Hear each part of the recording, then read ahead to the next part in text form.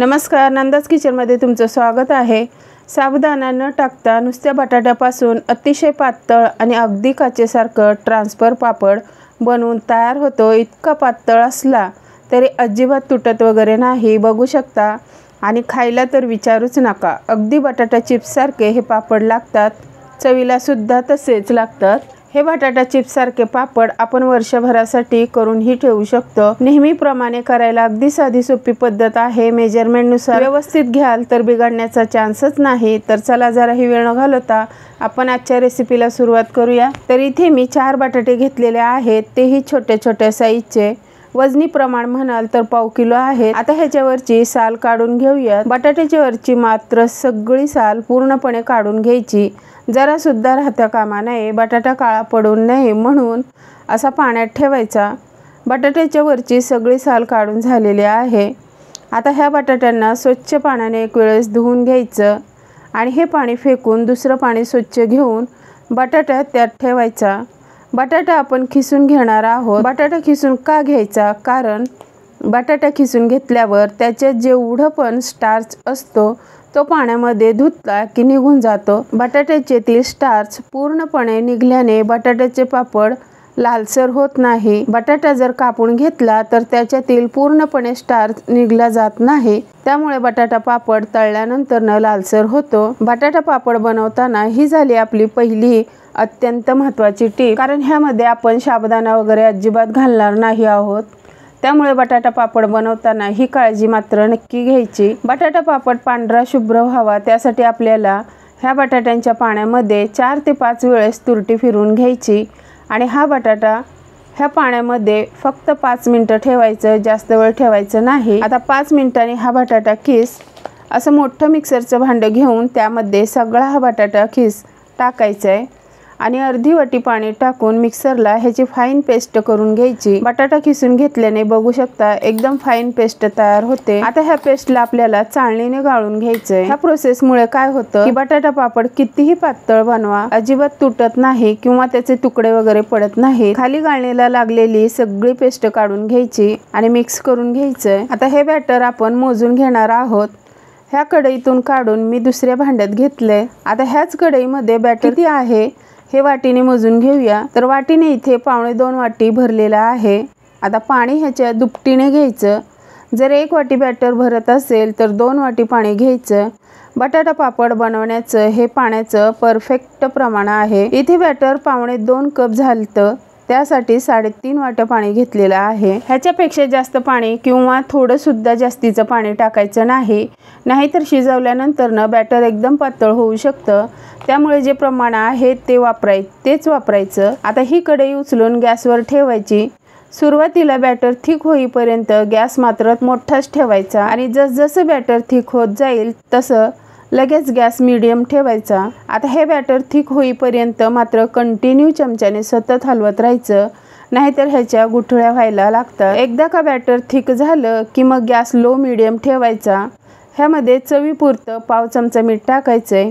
मीठ मात्र एकदम कमीच टाकायचं। आता पापडाला एकदम चकाकी म्हणजे एकदम शाईन यावी त्यासाठी इथे आपण 1 चमचा कॉर्नफ्लॉवर थोड्याशा पाण्यामध्ये मिक्स करून टाकणार आहोत। ह्यामुळे काय होतं, पापड तळल्यानंतर न सुद्धा पापडाला चकाकी येते, शाईन येते, कारण आपण ह्यामध्ये तेलाचा 1 थेंब सुद्धा तेलाचा वापर केलेला नाही।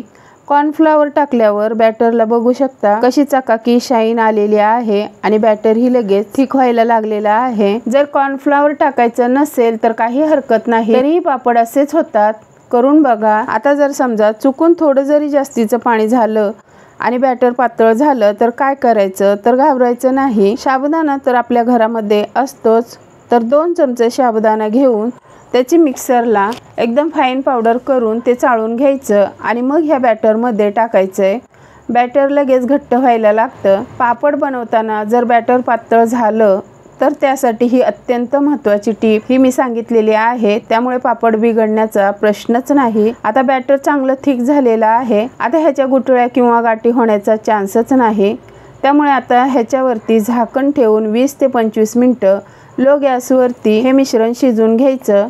मात्र अधेमध्ये 5 ते 10 मिनिटाला झाकण उघडून हलवून घ्यायचं आणि नंतर लगेच झाकण ठेवून द्यायचं। असं 2 ते 3 वेळेस करायचं। तर इथे मी अर्धा तास हे मिश्रण शिजवून घेतले, तेही एकदम लो गॅसवरती, त्यामुळे छान हे मिश्रण शिजलेलं आहे। चकाकी बघू शकता, ह्यावरूनच ओळखायचं की हे मिश्रण एकदम परफेक्ट शिजलेलं आहे। हे बटाटा पापड बनवताना सुरुवातीला जेवढं मिश्रण होतं, शिजवल्यानंतर त्याच्या निम्म हे मिश्रण व्हायला हवं, तरच एकदम परफेक्ट पापड होतात। ही झाली आपली पापड बनवतानाची तिसरी स्टेप। अशा ह्या छोट्या छोट्या स्टेप जर फॉलो केल्या तर पापड बिघडण्याचा चान्सच राहत नाही। आता हे मिश्रण थोडं पातळ वाटतंय, पण हे थोडंसं थंड झालं की लगेच घट्ट व्हायला लागतं। गॅस बंद करून हे मिश्रण थंड करून, पूर्णपणेही थंड करायचं नाही, थोडंसं कोमट झालं की पापड बनवायला घ्यायचं। इथे मी घरातच प्लॅस्टिकचा कागद अंथरून घेतलेला आहे। पापड बनवायला घेऊया।